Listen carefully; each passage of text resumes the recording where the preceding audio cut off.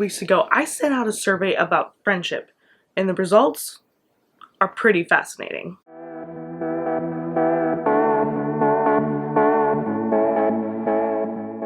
Hello everyone, and welcome back to ɪnˈdevə. I am so happy that you are here, and we've got some pretty cool things to talk about today. A few weeks ago, I sent out a survey about friendship, asking people some pretty basic questions. The results are fascinating. There's the data right there. Let's dive into it. So what I want to talk about today is communication, and communication between friends. You remember when you were young and maybe you just got your first cell phone and you wanted to text your friends all the time? And even though you didn't really have anything of super duper value to talk about when you're under 18, you still wanted to communicate with your friends. Well, according to the survey, you don't really grow out of that. At least people who want to communicate with their friends and who want to keep in contact with them. Allow me to explain. Based off of the survey, 27 people said that they talk to their friends multiple times a day. The options were more than once a day, daily, weekly, every couple of weeks, monthly, every couple of months, yearly, and then they had the option to put in their own response. Out of the 27 people who said that they multiple times a day communicate with their friends, whether it was through texting or on the phone or FaceTime, 9 of those 27 were under 18 years old. And to the grumpy goose, I might be like, oh yeah, teenagers, they're on their phones all the time. So yeah, that makes sense that people who talk multiple times a day are under 18. well, don't get too hasty, because out of those same 27, 6 of the people who said multiple times a day were 50 and over. You don't really grow out of that. When you want to communicate with your friends, when you want to keep in touch with them, when you are excited to share your life, sometimes you text them multiple times a day. I know that if I were to take the survey, I too would be one of those multiple times a day people because of the group chat. And let me tell you something, if you don't have a group chat with your friends, I would recommend getting one. As long as you're fine with your phone blowing up, a lot, but it's usually good content. So while that is really interesting that 27 people out of nearly 200 talk to their friends multiple times a day, what's also interesting is that 42% of people who responded to the survey checked the weekly box. Weekly they talk on the phone to their friends, weekly they text their friends, weekly they're FaceTiming, somewhere in that genre, whatever works for them. The interesting thing to me about that is that 31 of those 73 are under 30. What tends to happen in that under 30 range? College, new jobs, first jobs. You're moving your way through life. So while you're not talking to your friends every day, you're still making that point to communicate with them. And that's kind of what I want to focus on today, is the fact of communication between friends. I've lived in California now for nearly 9 years. I moved here when I was 16, and from where we moved before, my friends who were there were pretty much the only friends I'd ever had growing up. I had a lot of friends and I love them and I miss them, but I pretty much cut my teeth of friendship on those people. And if you're watching today, hi guys, I love you, I miss you. What you taught me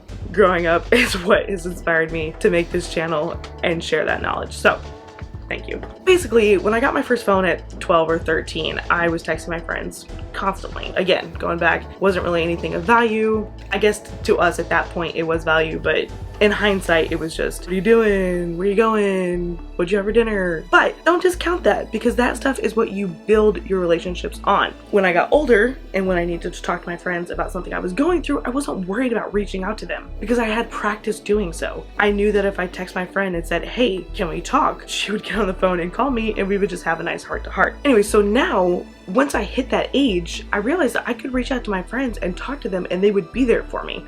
Now, while I don't talk to them multiple times a day across my entire spectrum anymore, I don't text every single one of my friends multiple times a day, I am trying to regularly communicate with people to stay in their lives so they can stay in my life, because we need each other.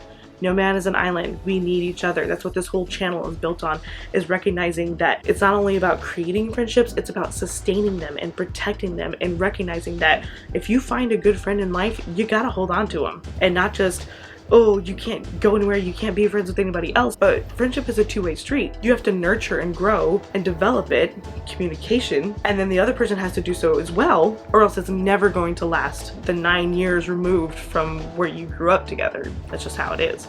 A couple of videos ago, I talked about my friend who moved overseas to do some missions work, and she's one of the ones who's in the group chat who we text all the time. But texting memes to each other and texting funny stories to each other is not necessarily the same building blocks of communication that true friendship is built on. So we schedule times to FaceTime, to to talk on the phone, to look over each other's work, to do the stuff that's meaningful. Because even though she's 7,222 miles away from me, I still want her in my life. I still need her in my life because she's not going to be over there forever. And when she comes back, I need to be able to pick up with her right where we left off.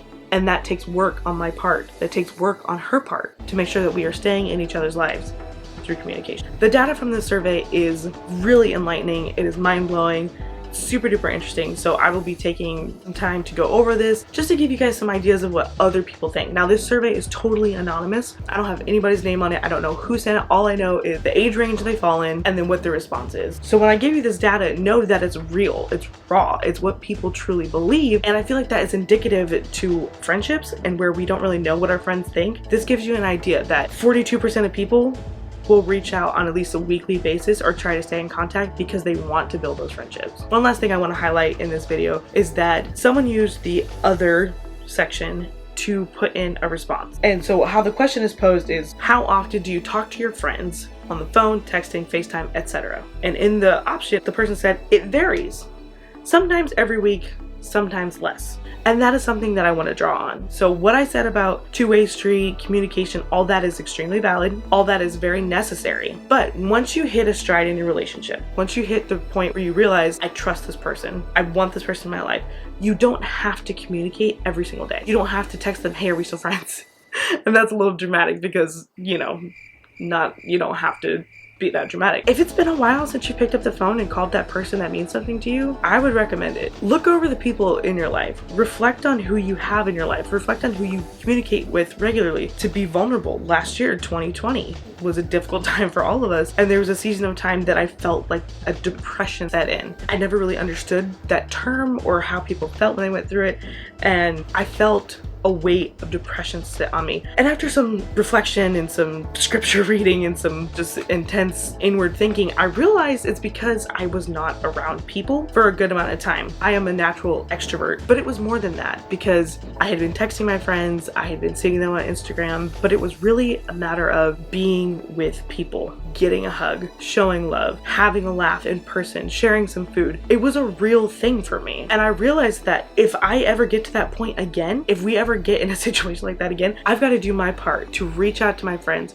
to make sure that they're still in my life. I have to nurture, I have to grow those relationships. And there's a flip side to it all about if people aren't doing their part, aren't pulling their weight, aren't shining a light in your life. And we will talk about that, not in this video, but in maybe the next video, about how there are people who sometimes you have to cut out of your life because they're not adding any value to it. But for now, think about what you're doing to sustain your friendships. Think about if you've been doing your part. Don't forget, life is hard. I know that, I recognize that. But life is a lot easier when you're doing it with the right people. Friendship is a journey. Friendship is an endeavor. I'll see you next time on Frend-devə.